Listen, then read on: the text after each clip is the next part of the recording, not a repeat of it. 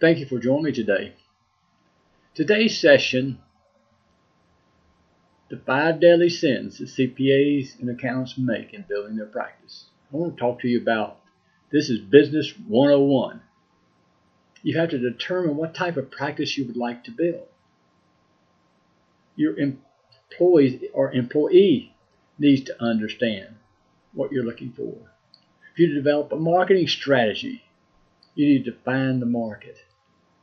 It's just elementary. You need to understand what services are you going to provide to your clientele. Which services are you not? And I want to first share a story with you. It has such an impact on me. I want to share it with you. I'll never forget it. I was driving down a street here in my hometown.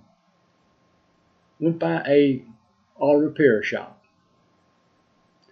And it was an absolute disaster. Here it is on the road, and you got cars all over the place. There doesn't look like there's any organization whatsoever.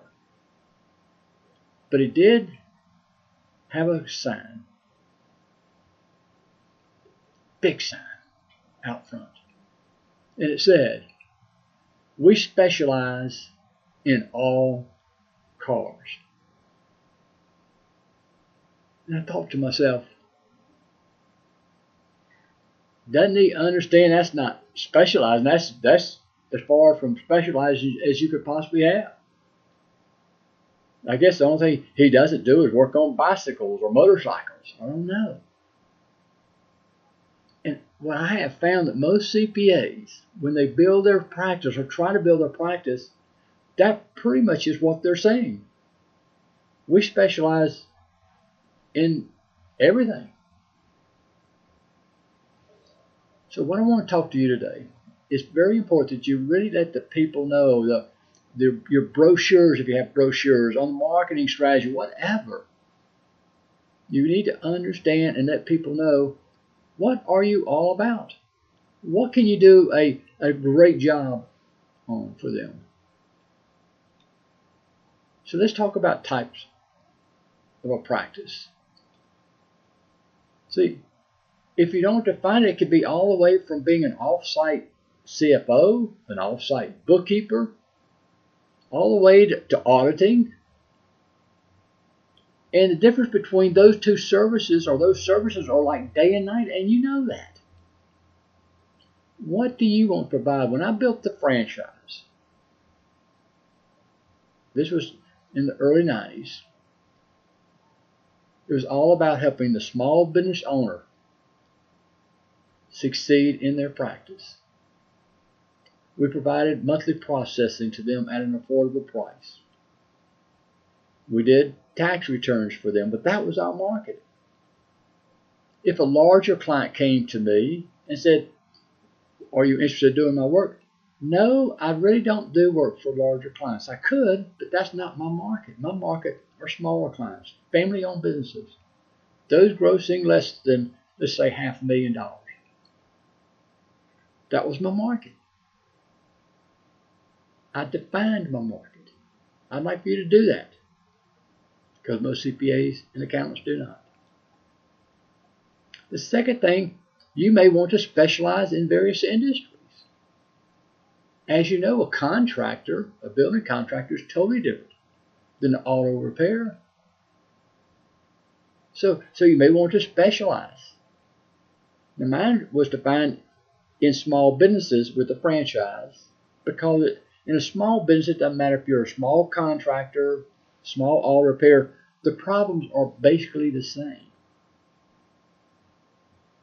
But as these companies get bigger, you've got job costs and you've got various tax situations on each one of them. And it does change. And then you can define by size of clients, which I've been talking about. But you need to define your market. Any other business does that. A retail operator. he defines their market. This is what I'm going to sell. Now let's talk about how does this defining your type of business you're going to service, how does this relate to the other deadly sins? Because these deadly sins we're talking about, most CPAs all are having these problems. But when you define the type of business, it's much easier to find employees and train employees and have employees doing the most of the work, if not all of the work. And we're going to talk about having ordinary people producing extraordinary results. The only way you can do that is that when something comes in to be done in the office, everything is not an exception. Everything is not new. There's systems in place. And we'll talk to you about that in another section. Very exciting section. So we've already talked about you need to define your market to define a marketing strategy. It affects who you hire, how you train them, and how they do the work. So they kind of all are together. But this is the basics. You need to define the market. Advertise it. Let people know. When someone comes into you and you're a CPA, and they say, I'm looking for a forensic CPA. Don't sit there and say, I can do that. Thinking that as soon as they leave, you're going to have to research and find out what a forensic CPA does. You need to say, that's not a service that I provide. I would like to know what you want done, because you may not need a forensic CPA, you just may need a CPA with basic skills. And so let me find out what you're wanting. I mean, I wouldn't turn them away, but at least find out if they are really looking for a forensic CPA.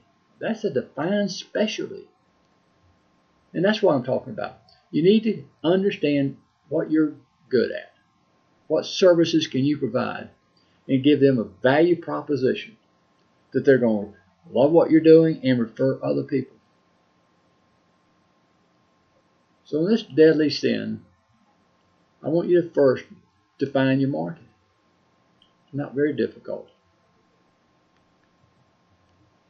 And here again, we've talked about this. You'll hear about every time I talk to you, I talk about the most important thing you can do is to make sure you've got a marketing strategy that's producing a consistent and predictable flow of new clients. We've got one. And if you're interested learn more about it, I'd love to talk to you. So thanks for joining me today.